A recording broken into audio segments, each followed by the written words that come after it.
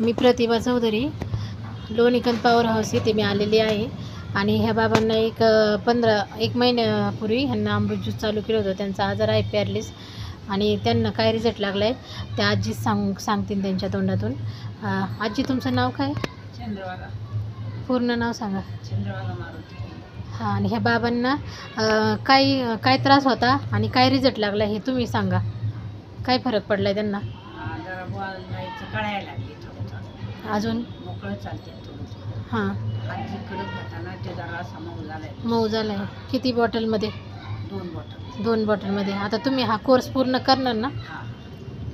तुम्हाला असं विश्वास आहे का आहे. की याच्यातून बरे होतील बाबा? 2-3 बॉटल. बाबा, तुम्ही बरे होतील असं वाटतं ना तुम्हाला?